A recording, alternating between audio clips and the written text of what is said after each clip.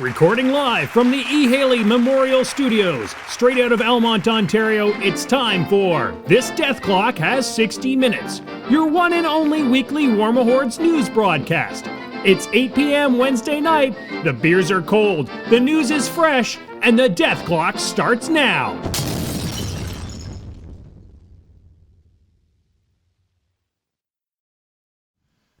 Good evening, everybody. Welcome to the Death Clock. We're on episode 53. Wow. Who knew? We are one episode away from being at the point where a person can listen to our podcast. Isn't this 54? Is this 54? Pretty sure it's 54. Well, then this is the podcast where you can now listen to our backlog, one episode a week, and you're good for a year. Wow. Isn't that nice? Why would anybody? Nobody's ever going to do that. Oh, thank God. There's one road trip that happens a year where maybe you listen to two in a row, and then you'd be like, these guys are idiots, and they'll put something else on.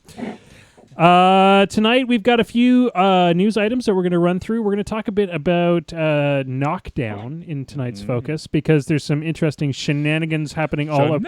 Basically, every faction's figured out a way to exploit knockdowns to a certain degree. Flying snakes everywhere. So we're going to talk about knockdowns and why this is working and how we expect it to change, and also just how knockdown works in general.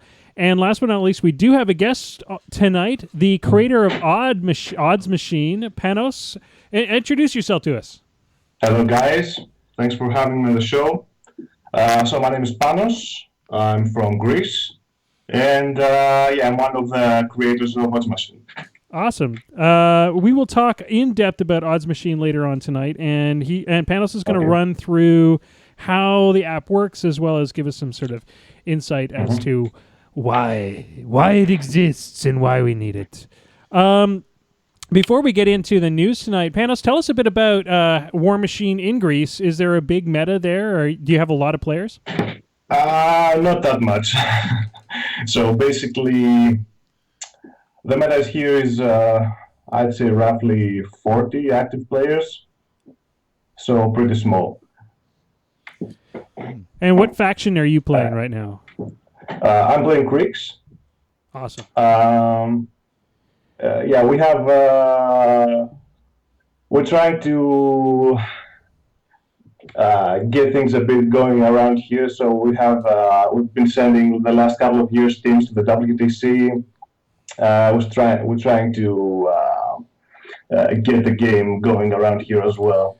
Well, I mean, that's interesting because we're pretty lucky where we are. We are in this weird bubble of the world's biggest small town meta, basically. Yeah. So it's always interesting to me to hear from people in other parts of the world because we're so used to it being big. I was when I became a PG, I was very confused because when I started off, I would have a regular tournament that was 8 to 12 people, and a really big tournament was 24 people, and then I was on the PG forums and guys are like, yeah, we had a nice big tournament. We got 7 people out this time. Yeah. And I was like, wait a second. It was that first, trigger that I'm like, maybe I'm in a big meta. Maybe it's bigger here than I think. Okay, we're going to talk a bit about the news for this week because there was actually quite a bit of it. And now Jason's best friends with all the PP staffers. Yeah. So you're going to have to start talking on the show more, Jason. No, that's why I'm friends with the PP. They're like, he never says anything. There's no way he can spoil. We can trust that guy. He's not going to leak everything. So we have you were on top of the Halloween teaser there, PG Semi-Automatic. Yeah. So good job. Yet another you happened to be on the right thing at the right time, made it look like we had an exclusive for 3 seconds. I may be a giant computer nerd, and I may have things that monitor those for me and pop up as soon as something gets posted. So tell us a bit about what was teased this week. We got a Pumpkinhead. Well, we're getting more and more of the teases about the new faction that we are expecting to see more about at probably War Machine Weekend and later on. And then, of course, we're going to see them full on at Lock and Load next year. Right. We should actually be able to get our hands on models. There were rumors, I think, that there might be a pre-model available. There will be one at SmogCon. Yeah, at SmogCon. It's the first time we'll actually see a model from the faction. Oh, I hear there might be a little bit of some pre-release stuff coming at War Machine Weekend, too. There's some rumors that we'll hear maybe even a name or something like that. But to go with all of that, what we're seeing is all these more Halloween-y teasers. So they released this really neat backwards, running the record backwards video. The old Ozzy Osbourne trick. The old Twin Peaks. Yeah. Yeah. And so as soon as they posted it, I was like, ooh, that's backwards. And so I ripped it, flipped it, and put it back up. So you basically ruined it for everybody. Immediately as quickly as I could. PP's like, oh, we're going to put out this fun little friggin' moose machine. God damn it. Yeah, and I flipped it around. Now, I don't have the exact wording, unfortunately. But we're getting more of that Brothers Grimmy pumpkin. Yeah, exactly. Head. Well, we're looking at something that sounds goblin-y. For all of you who played World of Warcraft, that whole harvest golem thing is sort of the vibe I'm getting from that. All right, so let's we got some pics of Fiona the Lash all grown up. That's that's live. That's a thing now. We even got some spoilers on her stats. Yeah, that's pretty spell. sweet. Yeah. So how do you feel about Fiona? The fact that she's bringing Fury, the spell, not the thing, to Legion is huge. Why is it huge? Because Legion doesn't have that much in the way of strength buffs or melee damage buffs. So being able to hand out Fury on a stick is huge. It's a big deal for the faction. That's awesome. Any comments as to the art? Dallas did a good job painting of that. Dallas did a great job painting. Doug did an amazing job sculpting it. There were a little bit of controversy about the model being over-sexualized, but it seemed to be a minority kind of. Right. There's always a little. There's always going to be a little bit. And of that. I'm in the middle of it. I mean, so I don't need to see. I mean, you don't need to have chainmail bikinis on everybody, but that's true. I still want to enjoy painting the model. And the Legion Warlocks seem to all have that theme to them anyway. Bit of sexualization, sexual overtone. Zadesh's spells got spoiled. What do we got going on there? So that's the new Scorn caster. Yeah, they're. How's Scorn feeling about it? Like, is there feedback from the Scorn community? Yeah, the spells, just to give you the quick one, are Battle Charged, Burning Ash, Flashing Blade, and Inviolable Resolve. Battle Charged is the one that a lot of people are talking about because that grants his battle group countercharge. And that's really what we needed. That's nasty. Here comes Mullet Guard countercharging you. Yeah. Did you really actually want to do that? That's nasty. Burning Ash giving the cloud effects. Flashing Blade meaning he can probably get just about anywhere and buy more attacks. And Inviolable Resolve for the armor buff. And it's looking like armor skew is going to happen. It's a thing. Well, and that's what we're expecting to see, those changes in Scorn to make them a little more viable, and that's hopefully where that comes in. We saw, of course, painted Horgle. Yep. Okay. Does anybody else have the same problem I do? Right. It looks like he's trying to put the fire. He's like, my sword's on fire. That was pretty funny. You kind of hit the mark on that one. Coming from a painter's point of view, that it looks like he's trying to wave his sword around it aside. The reflections of the sword in the glasses is bang on. I mean, what an incredible beautiful paint job. Paint job from the guys at Privateer Press was incredible on that one. That was enough to get me super excited. Last but not least, we're just gonna we've got we do have a few more items actually, but we're gonna pitch MooseCon. We'll talk about that a bit at the end. But we went live with MooseCon last week. We already have we immediately had 6 teams sign up, and then I think we're back down to 4. I think we're at 4 now. I think people get excited and people then got excited and the logistics, or they realize they didn't have teammates or to Ottawa whatever on Sunday. But the small. We were supposed to start small, and now we're kind of regretting it because if we had a big place and made it 2 days next year. But that'll be. It doesn't need to be 2 days. It could have still been a day, but it sounded like we needed a bigger space. But we'll figure that out as the time goes on. But we are going to keep this year small. Yeah, we'll start small this year. Jason and I will make all of our mistakes, and G will get to play. And make fun of us later. Make fun of us later for all the mistakes we made. Hey, you guys are doing great. So the new Battle Reporter, we do have a bit of exclusivity on the new Battle Reporter from our friend Fraser over at Troll Blood Scrum. He and his buddies have done a great job with the Battle Reporter up till now, but now that's a big test. Now it's a big test. It's getting real. It's getting real. Not only do they have the new website, but they have a mobile app that is on its way. It's not actually out yet, but it's coming. Yeah, it's coming, and like you'll be able to report your games directly from your phone. That's going to be awesome. Right. And it will be live as of the end of this podcast. Cool. So, Panos, have you had a chance to check out Fraser's Battle Reporter yet, the app that he's working on? No, actually not. But I'm very excited to hear that. It's pretty cool. It's pretty cool because he's been collecting data from the world, basically the North American meta more than anything else. But since Mark III hit, and it's very revealing as to it's amazing what wins, what all loses. That data. Yeah, it's a lot of data that he's managed to pull from players all over, which is pretty sweet. And now the new version of it's going to be even easier to use, and hopefully a lot more people will be adding in there. And they're even going to have the ability, if you're a tournament organizer, to submit all your results at once. And that would be sweet. I mean, that's really what we need, is that blanket data from all the tournaments all over the place. Because you're not going to, as a daily thing, you're usually not going to report when your game went horribly. Yeah. So the guy who won usually is the one reporting. But as a tournament organizer, I don't really care who is winning and losing, so I'm going to report everything. Yeah, we did the quick link for that is wmhbattlereport.com. So if you want to head over there and submit your games. You, of course, will be able to find that on our Facebook page as well. Yeah, and the just even if you want to just check out the stats, see how your faction's doing in the overall the overall picture. Yep. All right, guys, let's carry right. Just two more little things. You've got more little things. I want to point everybody to our Facebook page because there are some very interesting images that have gone up today. One is the guys from Food Machine, where some of us will be on the not this weekend, but next weekend. They released, I think, what might be the first painted live image of a Storm Raptor in the wild. And so they were just able to release that today, which lets me know that maybe some ninjas might be needed for Storm Raptors.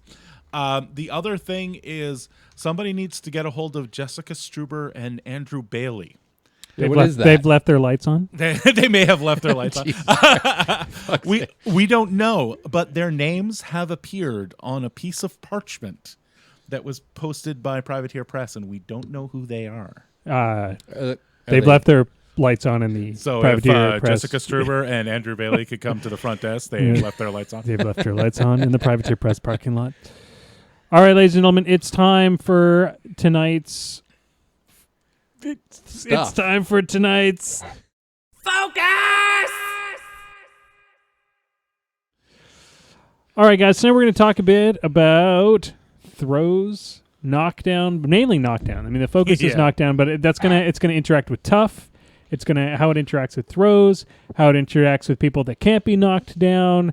They're fun. So I guess the big thing that I don't know how far-reaching this has become, but every faction this week seems to be posting videos on how to get a top of one kill by exploiting throws, basically. Well, exploiting not only throws, but exploiting. They're all trying to do the old Gatsby trick. So anybody who can bring something back is doing the, you know what, I can bow thrall your front line top of one. Mm-hmm. So the problem with it is that there's a wonky interaction according to the way that the rules are worded in throws, and we'll talk about that as we get into it, that allows certain casters to keep doing stuff. Yeah. Anybody who isn't getting knocked down, basically to keep doing stuff. And we kind of full on expect that to be changed.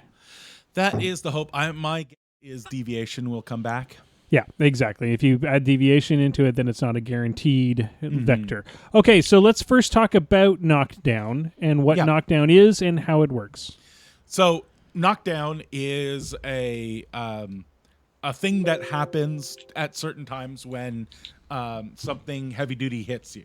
So whether you're knocked down by a throw, a slam, there are certain spells and feats that knock you down. The classic Krios pop and drop, that drop that they are speaking of is in fact his knockdown feat.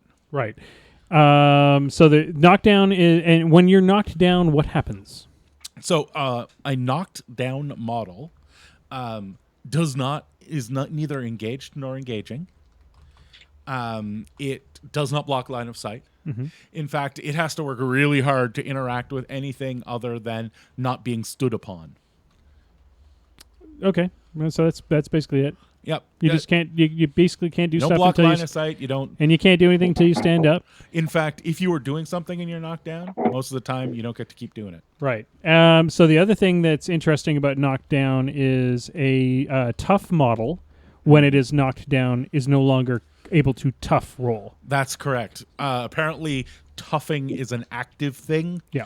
And when you're on your butt, you don't get to do that trick anymore. Which is why it's great if you have somebody that can tough like a pirate that also has, I can't remember which one it is, but that one of their solo characters stops knockdowns. Now it means that they can continue Is it toughing. Doc? No, I think Doc is tough. Doc Killingsworth gives you the Tough, I 4 think. to Four up 4, tough. 5, 6, and then it's the other one, Bloody Hawk? Brannigan or one of those guys.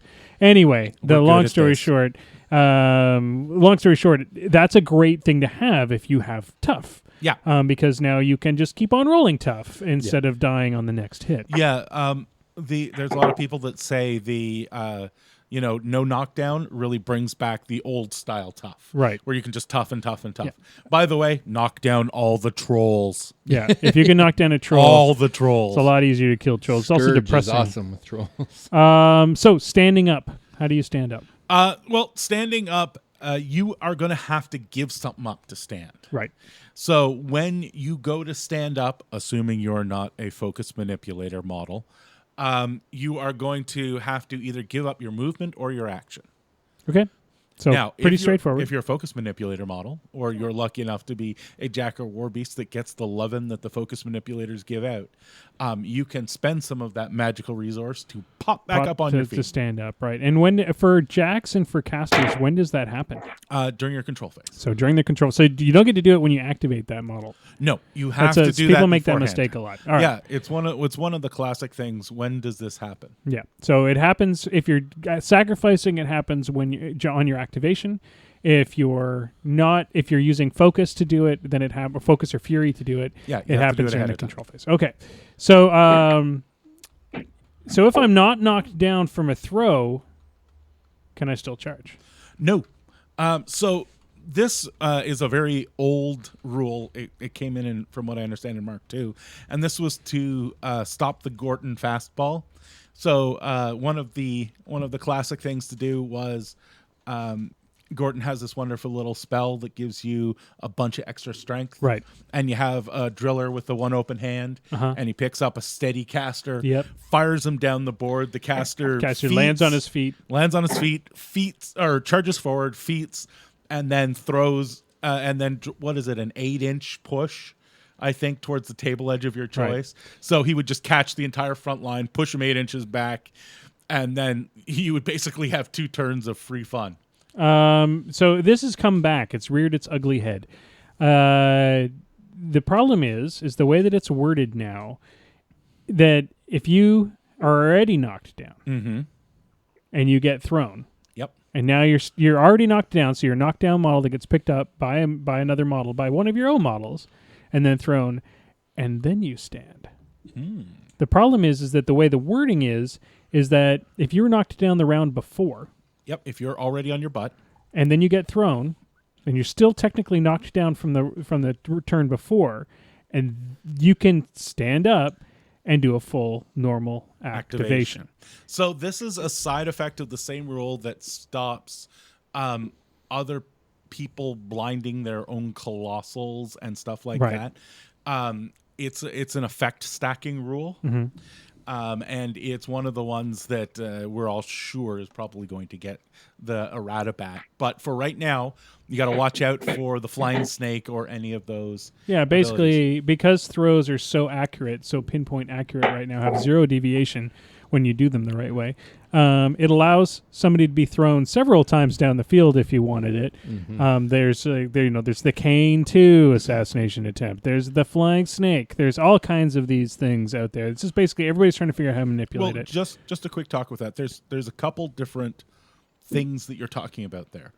One is the resurrection attack, and one is the just chaining throws attack. Right. And they're two slightly different things that you have to watch out for. One of them you can pretty much tell is coming because of the models that are on the table, the open fists. Perfectly lined up. And they're all perfectly lined up for the, passing along. But the other one is a little harder to watch out for, and that is the resurrection trick, where you have a model that is killed and then a leader model that is killed. The leader model is then resurrected, and then another model is resurrected within that leader's control Right. area. Well, that's a bit different. Which pushes it all the way across. And that throwing is how you get the leader model so far up. Right. No, I wasn't really talking about that one. But anyway. So moving right along, guys. I think that's it. We do expect an errata to come down pretty January. Yep, January. So you keep doing it till January. Keep doing it, but I mean, it is an exploit. Don't make it your only tactic. I think that's the big rule here with stuff like this. Just keep your caster on the second line for a while. Yeah. Well, the other thing, the thing is that it takes a lot of effort and skill to make this work, and it leaves the other person open to assassination most of the time. Yeah. So if they screw it up in any given way. But the big thing is it is an exploit, so don't base your entire game around this. One way or the other, not the protection and not the doing it. It'll go away, and then don't be the upset one when that was my only tactic. It's the only reason why I play this game. That's our general rule of thumb with anything like this. Yeah. All right, guys, let's get right into the roundtable because poor Panos has been had to sit here and listen to us gab on for 45 minutes about nothing. It was worth it. So, I hope you learned something.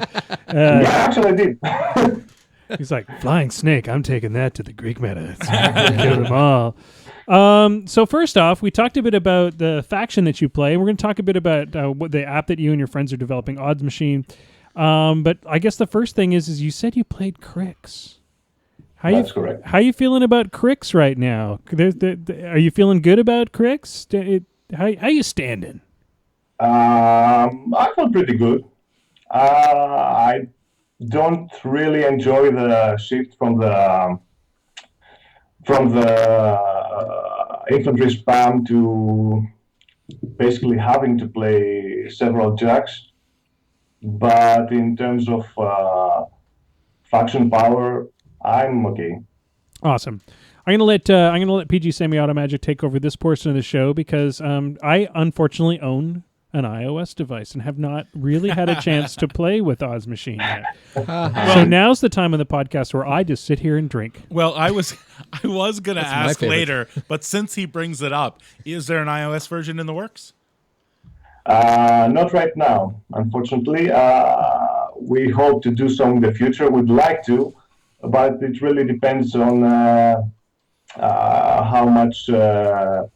how the Android version is gonna go. If there's enough interest from the community, stuff like that. So we need to see how people are responding first. Awesome. Well, so tell us the story behind Odds Machine. How did you guys end up building an app like this to calculate these assassination runs? Yeah, first of all, Odds Machine is, as you said, it's a probability calculator. It's designed for War Machine and Hordes. The idea is that you have a target and you want to see basically what are your odds of killing it. So you set up your attacks, your effects on these attacks, so on, and the app will give you an accurate calculation. The idea started shortly after I got involved in the game because as a new player, I often kind of struggle with understanding whether it was worth going for an assassination run or whether I was overcommitting or undercommitting when I wanted to kill something. And one of the people that I've been playing with is a close friend of mine. He's a colleague as well. We're both software engineers. and we tend to try to make machines do our work for us. So we were thinking that it would be a good idea to have this tool that would help you do this calculations more efficiently. So earlier this year, actually, we started working on it. We decided to try and start actually a business for providing technology products to tabletop game companies. And so we needed to do some portfolio work, and we thought that this was a great opportunity to actually go through with this idea. Also, the WTC was a few months away, and we set that as our deadline. And about a week before the WTC, we released our first version. We also set up a sponsorship with the guys from Enter the Crucible that did the WTC streaming to help us kickstart the promotion of the app. And we're now spreading the word and trying to build a user base around it. Well, it's quite a good app. I have used it myself quite a few times. Mostly it tells me that what I'm doing is bad and I really should stop doing that. Well, it also kind of speaks to your lizard brain that loves data. Yeah, I kind of try to be data driven as much as a lot of my War Machine is kind of seat of the pants. I do like having extra numbers that I can as some of the Kingston people say, I do like to math it. And if I can get good math, then I really do enjoy doing it. So you want to have basically an app to blame when you lose, is what you're saying. No. I have a bunch of dice for that. Oh, if I need to blame something, I have the app told me that this assassination one was 90%. I have these little squares. Blame Panos! Damn you, Panos! So. Do you tend to use it? Can I ask? Do you tend to use it more when while playing or when building your lists? Almost exclusively while playing. When I'm building my lists, I am usually just throwing things together to see how they work. Most of my lists, unfortunately, I am not a particularly good list builder. I'm lucky to have some very, very good list builders in my meta, and so as a personal thing, what I try and do is get a really good list that sort of does all the right things, and then I can try and learn how to play the list. So I figure the list has been removed from the equation, and it's just operator error if the list doesn't work. So most of the time when I'm doing it, it's, okay, I can get to them with these things. Is that going to be enough? I'm sure some of the other people in our meta are using it when they're actually building this. There's probably a lot. One of the things I want to do, just because this is a good breaking point here, anybody who's live watching the show right now, feel free to throw in your questions for Panos if you have any questions about the app or where it's headed. I believe we already have a question from the audience, don't we? Yeah, we do, from Fez the Guy. Would like to know if you are going to add multi-selection delete and adding brute force CRA/CMA calculation for the best odds. Mm-hmm. Well, there is. This is a quite kind of a big one because generally we need for several effects to have the ability to group attacks together. Right. And this is something that we have been discussing and see how we can do it. It's going to be a bit complex in terms of the user interface, which we're trying to keep simple and usable. But yeah, it's something that it's not on the immediate plans, but something that we want to do in the long run, yeah. Right on. Right on. So let's, if you can fire up your copy of the app, and everybody on the chat and on the stream, if you're watching this later, you can follow along at home. I also told them to download it before the show, so they should download the already app. Have it. Everybody go run and grab it. So you need an Android device. We've got Richardson here. Hi. He's just been handed this app. So why don't you take him through a quick tour and how to do his first assassination calculation? I'm good with buttons. No, you aren't. Could I perhaps try to do some screen sharing? Would that work? Absolutely. If you can screen share, we will make sure that it's up nice and big on the screen. Okay, just give me a minute.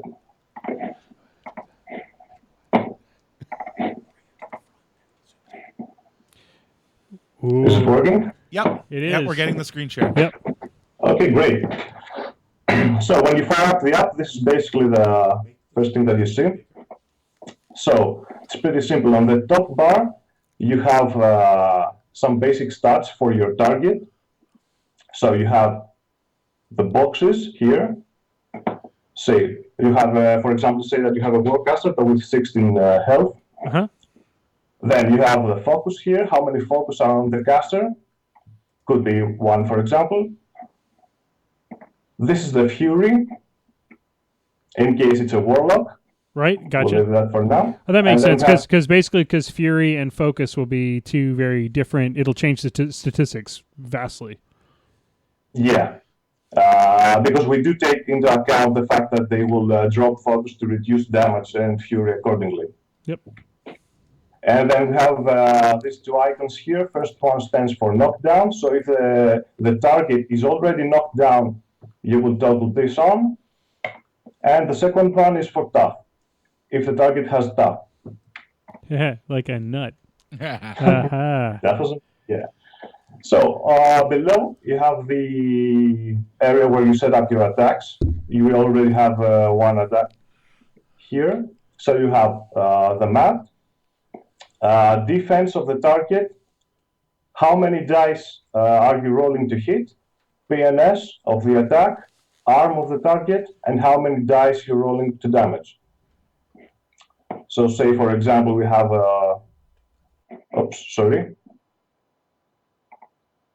we have a mat 8 attacker. Yeah, okay. PNS, it's 17. I'm basically putting a seeder here. It's a charge attack, so it's 3 dice. And this is my first attack. And then I start adding the rest of my decks. Click on the plus icon, I get the second one. It's a copy of the first one, so I only need to change my dice here because it's not a charge attack anymore. And already down here you can see the probability that is changing. Oh, I see. Okay, I didn't realize you could add up all of your attacks. So say you're doing a Kane 2 assassination, you could do 7 different attacks. You can even add the bonus to your P plus S for each one. That's cool. The idea of having a def and arm here in the attacks is that you can easily change it. In case, for example, you have an attacker that has an ability like Dark Shroud, you can directly change the arm and reduce it by 2.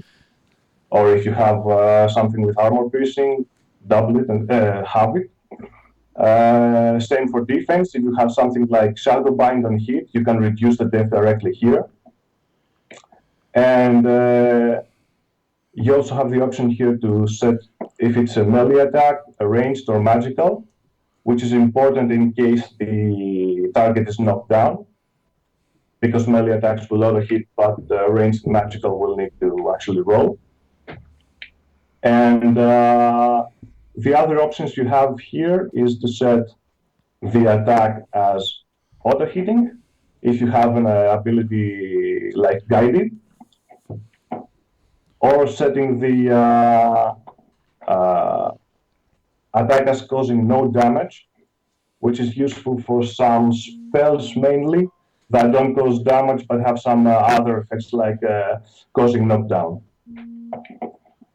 As soon as you have set up your attacks, you can slide here to see individual stats, your hit probability, critical hit probability, and average damage of the attack. And you can also slide up here to see some extra stats down there. Right now we have the probability of all attacks hitting, all attacks causing critical, at least one of them hitting, and at least one of them causing critical. And this, by the way, is a great example of something that we would like feedback from the community to. We would like to see what people would like to have here, what information they would like to see displayed. So for those of you listening to the podcast that aren't able to watch the visual display, we did make it full screen, and it is a screen shared. So if you want to watch the YouTube video version of this, you'll be able to watch the whole walkthrough. But what Panos was able to do was, if you slide each of the different attacks to the left, you will get more statistics. And if you do a slide up from the bottom, there's a variety of different. There's a hit any, crit any, hit all, and a crit all statistic block there.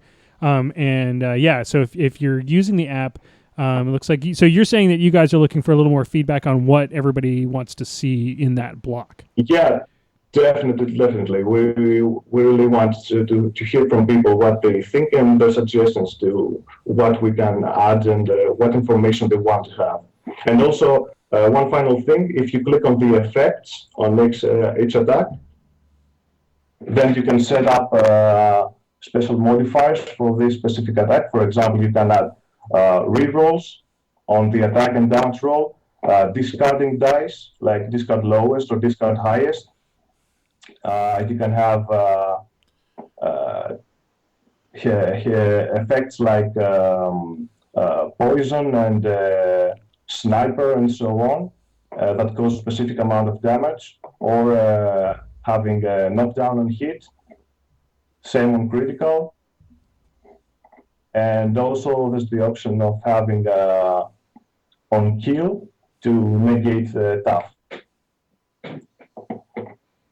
So it's way deeper, I think, than most people really realize when they first pick it up. Most people think it's just going to be, while I'm playing the game, I'll quickly find out whether this assassination is going to work. Yeah, there are several options, and I would really suggest people to have a look at our website because we have a detailed explanation of all the options in there, along with examples of game effects that correspond to those options. So it would be really helpful, I think, for everyone. And the website, by the way, is outsmashing.net. Yeah, I think a lot of people don't go as deep with the app as they could. I'm a button poker. I just start hitting everything and anything when I start in on a program like this. So I think I found almost everything now, but I can see how it might be a little intimidating as well. Just because it is really a page full of numbers. And if that's not kind of what you're expecting, then it would be a bit of a thing. Have you ever thought about adding, instead of having just as an ease of use thing, instead of having the just straight numbers, using model names or anything like that? Say putting all the casters in the game and having a drop down at the top that said, I am trying to kill this person, and just populate the stats from that type of information. Yeah, I don't know if that would make it better or worse, because this is not, first of all, the app is not only it can be used for any model in the game, not only warcasters or warlocks. You can use it if you want to kill a warjack, colossal, or a specific solo. So basically, you would want to have pretty much every model in the game, and going through all that could be harder than just setting up the numbers. Yeah. Well, that and of course, then you start walking the line of basically giving away the stats on the cards. Yeah, that's true. You can't do that. Yeah, that's also true. Yeah, and that's also why we avoided using specific names of game effects, stuff like that. Yeah, we wanted to be a bit more generic. What? So the next question, of course, is why did you decide to go free with this app? Why not charge us poor schleps that are willing to slug over money for this kind of cool stuff? Well, if you want to give money, we're gonna arrange that for sure. Okay, let me just. Should I go out of the screen share? Yes, please. Sure, that'd be great. Okay. If I find how to do that. There we go. Yay. Okay, great. So from the beginning, there was no interest in really making money out of this project, and I really think that having it as a paid app would discourage a lot of people from getting in the first place. And have in mind that we're already targeting a quite narrow group of people. So we wanted to make this project accessible to everyone and attract as many people as possible from the beginning. Build a good user base and work with them to help us with their feedback and suggestions and make this app really good for everyone.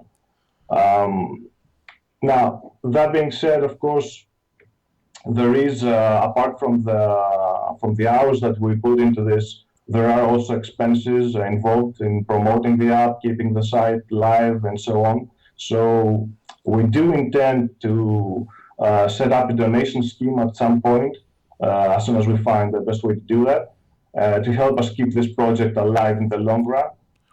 And I think this is really a better approach for this kind of project rather than having it as a paid app from the beginning. Well, do us a favor. As soon as you have your donation page set up or button or whatever set up, send it to us and we'll make sure it gets out to the community as well. And I don't know what you're talking about with it being a small community. We are just rolling in podcaster dough from all the millions and millions, because it's such a broad market, so huge, really. So overreaching. How's the t-shirt business going? And all the ladies. All the ladies. It's really about the reason why we do it is the women. Really, yep. That's the reason. We do have one more question suggestion. Quagestion from the chat from Fez again. I'm having a hard time keeping an eye on the chat in Twitch. Due to the lag and stuff, so yeah. That's why we're here. Yep. He's wondering if in the next version, could you expand the focus area for the list view swipe on the delete? Whoa. If that makes sense to you. That seems really specific. I think I need a repeat on that. So, could you expand the focus area for the list view swipe on the delete? It's currently only from the edge, and it makes it a little annoying when building a list and going through iterations. You can't grab it so easily.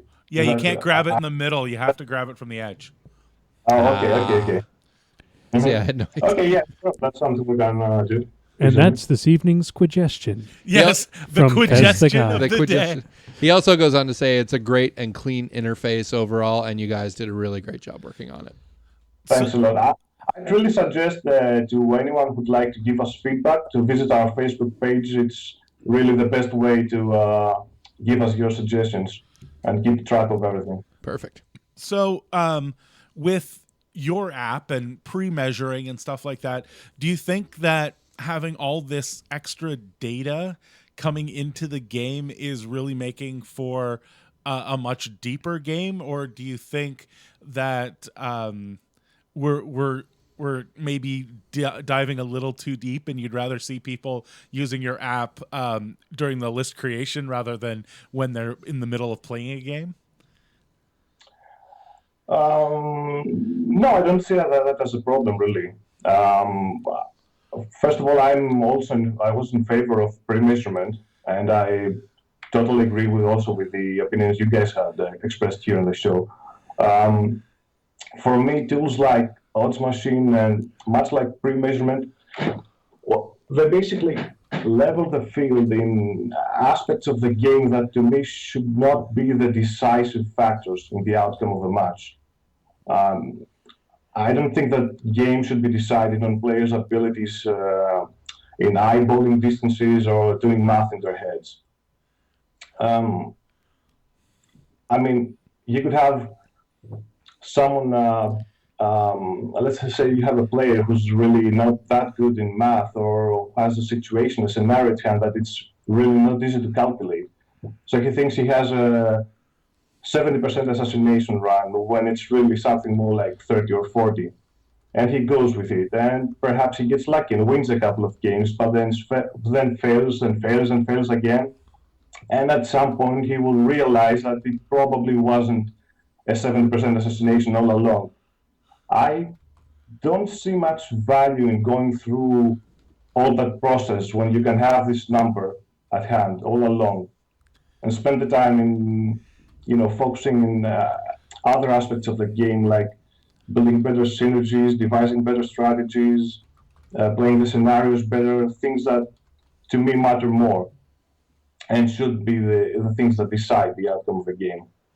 And I highly encourage you to use the app on clock whenever you want. Just because I'm already slow. If you wanna take your app out and calculate, you just go right ahead. You take all the time you need. Yeah, that's definitely true. I mean, you really, if you're, you have 5-10 minutes on your clock, you really don't have the time or the mind to go take out the app and try to see what's going on. But it's really, what I find really useful is when I'm on round 2 and I have an assassination run, then I do take out the app and see, is it worth doing it? Yeah. Yeah. So I check out I see what the probability is, but then I have to make a call myself based on the situation at hand, the matchup, what I believe will happen next in attrition and so on. Factor all this in and take a decision. So it's not like I'm just taking a nap and it makes a decision for me. Yeah, it's only providing you with information. It's definitely not. It's not giving a yay or nay by any means. No. So, yeah, go ahead. Sorry. I just want to say that this information is, I think it's very useful and makes an impact on newer players. It helps them improve faster, and having more better players does make a better game overall. I agree. And anytime we can take something, some of the random chance or knowledge that some people have out of a new player, because that's one of those big gap things, and that was when pre-measuring came along. The reason why we were so supportive of it is because it gave a huge advantage to senior players and people that were good at eyeballing distance. So a new player had that disadvantage. Anytime we can take away a disadvantage for a new player means that when we do tournaments and there's, we don't have the shark tank as bad, let's just say. Anytime we can hand those tools over, it's better for the community. Some people would argue that it's, negative. Well, they're going to win now because they'll know that they can't assassinate. Well, the reality is, if that was how you planned to win the game, then, yeah, exactly. That's okay. Yeah. It's better that a new player has an equal chance, because I'd rather have a good game. Yep. Than just win because the other guy didn't know something that I know. Like, just noob stomp. Your Boulder 2 assassination was only a 12% chance and you didn't know that. Yeah, exactly. So, Panos, you mentioned earlier that you guys were looking at other opportunities with building apps for the tabletop community. Is there a next app that we should be watching out for? That depends on what kind of games you're playing. We plan to release a couple of apps, one for Malifaux and one for Dead Zone. A lot simpler than this one. We hope to do so in the next couple of months or so.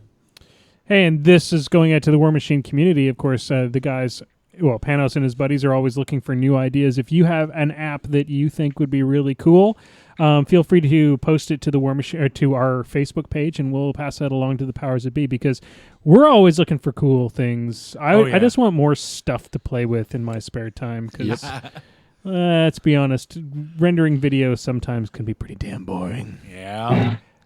I want to push the level. War Machine only takes up about 90% of my day right now. Right. So I'd you like really to want push to it get up to there. that. What we need, 95. That 95, 96. what you need is an app to budget your time. Yeah. So that you can get that extra 2%. Yeah. So I don't have to spend this time with my kids.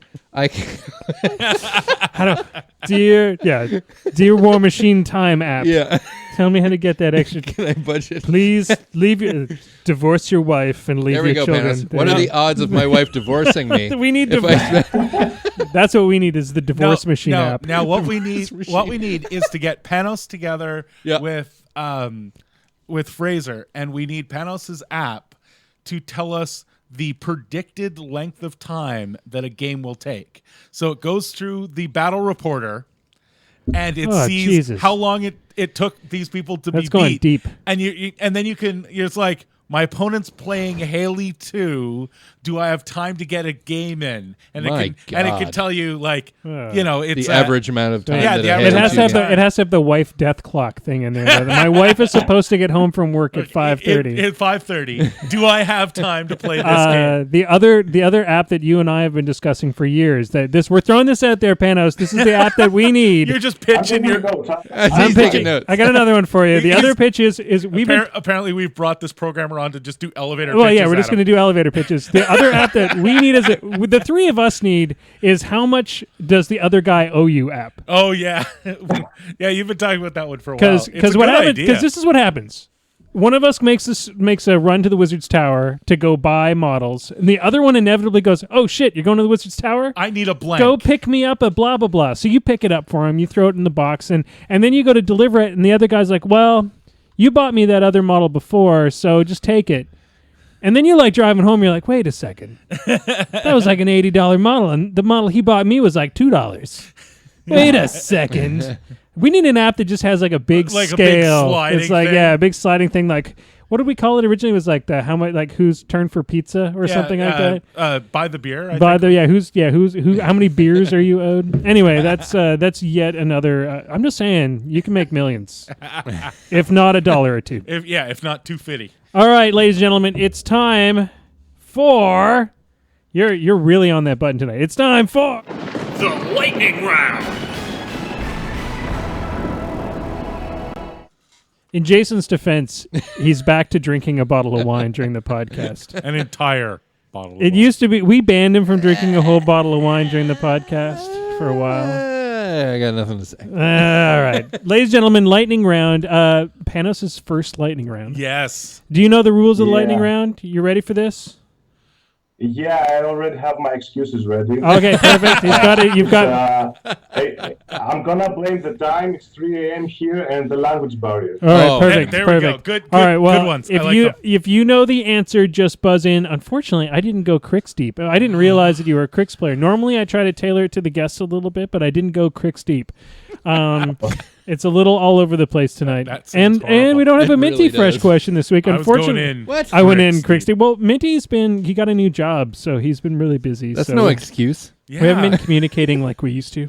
You guys need to get your All right. love back on. Our love back on. We need the Minty Fresh question, but Yeah. I tried to channel him. Question number 1: what is the bonus for the gang ability? Panos. It's +2 to hit and +2 to damage. It is +2 to hit and +2 to damage. First point, Panos. I'm not sure I've ever had a gang model. Just so many ways that could go. Question number 2: what is the range on the spell Rebuke? Eh. George. I'm gonna say 10 inches. It is 10 inches. Question number 3: what is the name of Kaya's dog? Eh. Go for it. Bark node. No, it's not Sparky. God damn it. Sparky? Sparky. It's not Sparky. It's Laris. Laris. yeah, Kaya and it Laris. is Laris. Yeah, That's Kaya No and name Laris. for a dog. All right. I will. So I need. There's 5, but I'll take 3.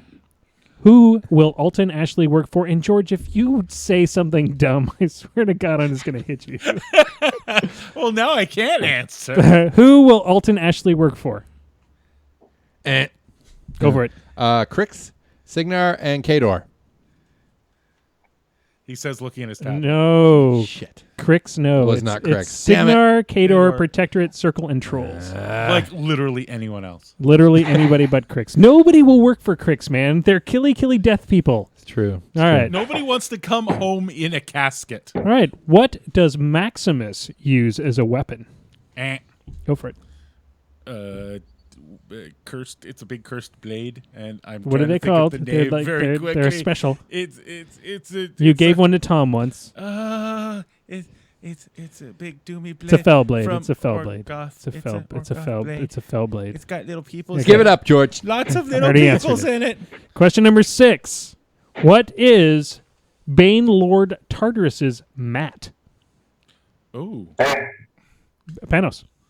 I think it's 7. It is 7. oh. 7. The Crix player got it right. That's how. I could have. I would have thought it would be 8. What is the name of Borka 2's mace?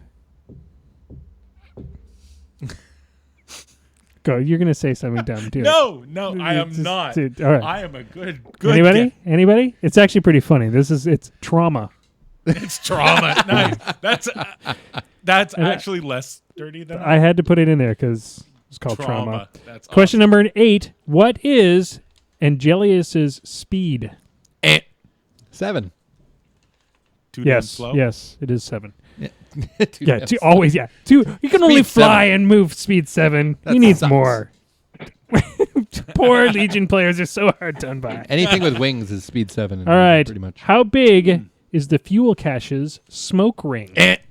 5 inches. No. Wrong 4. 4. Shit.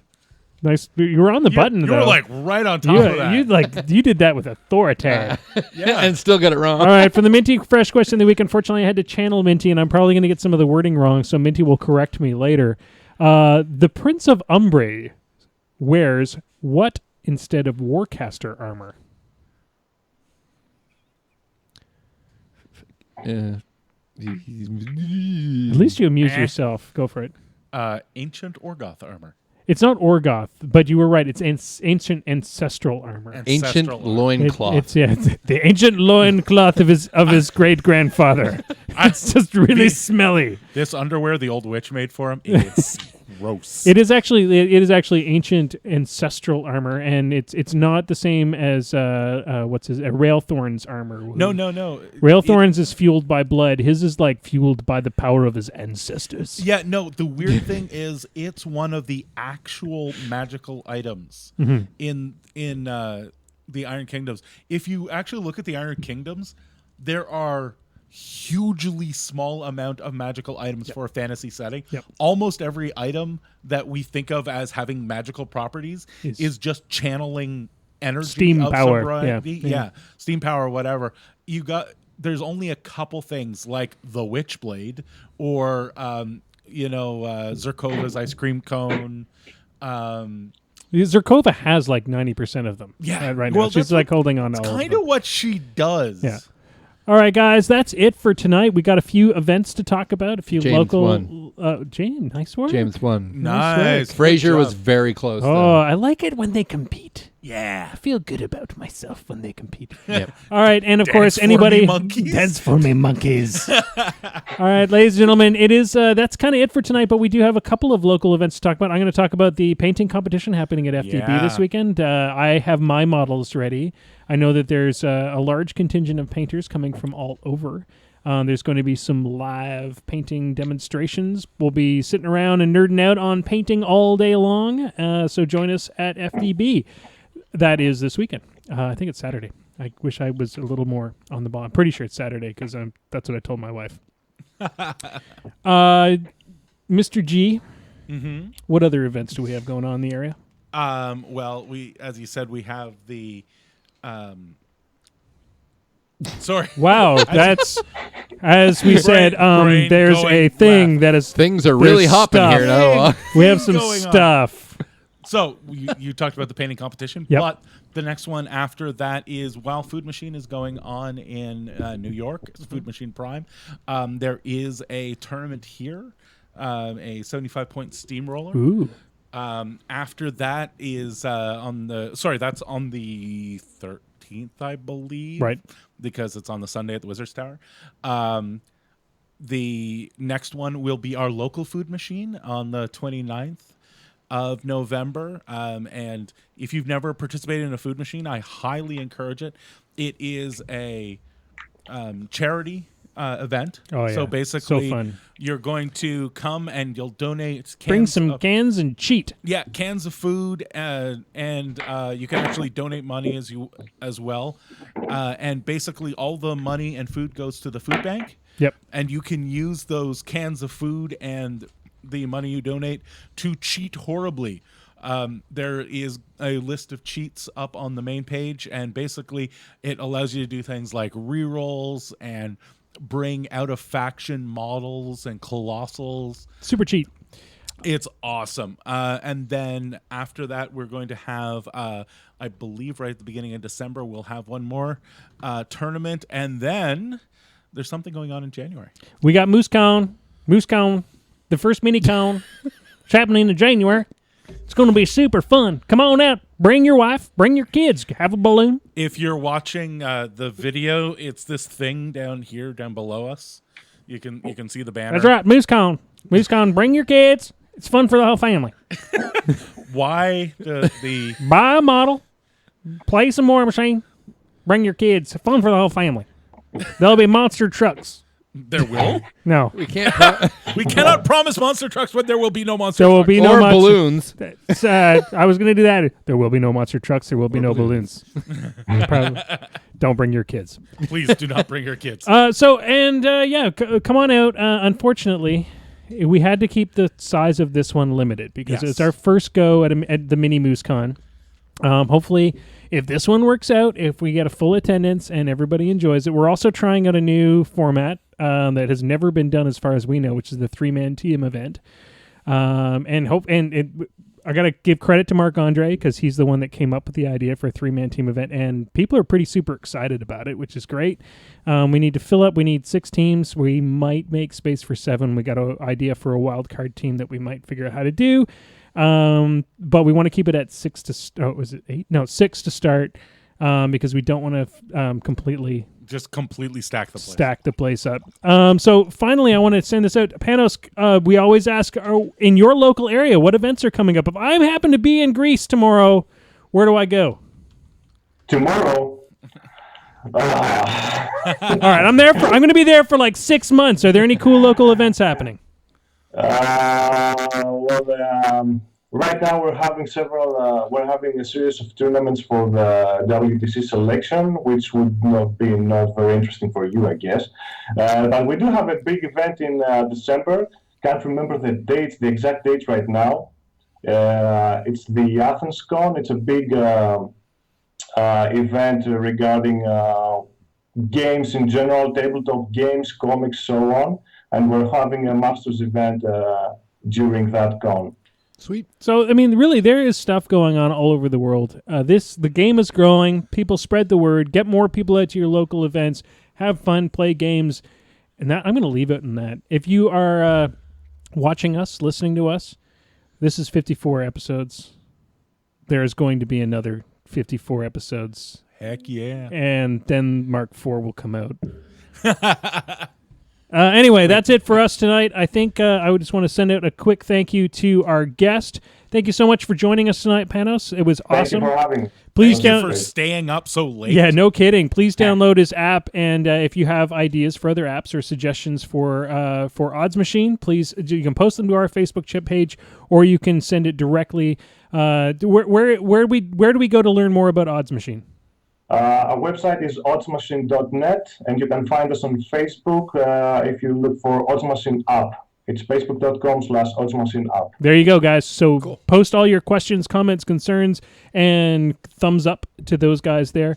Thank you so much for joining us tonight, Jason, again. Hey, it's my pleasure, man. And for running the boards and drinking the wine. Hey. You know, making things happen and letting wine. us use your basement. Yep, no problem. G, it's been something. It has. It has definitely been something. Something. All right, that's it. Good night, everybody. Dice down. Dice down! Moose Machine and This Death Clock Has 60 Minutes is a proud part of the Muse on Minis network. Podcasts go online every Thursday morning. You can watch the show live every Wednesday night at 8 p.m. Eastern on Twitch and keep in touch with us on our Facebook page. Just Google Moose Machine. If you can't find us, you're doing the internet wrong.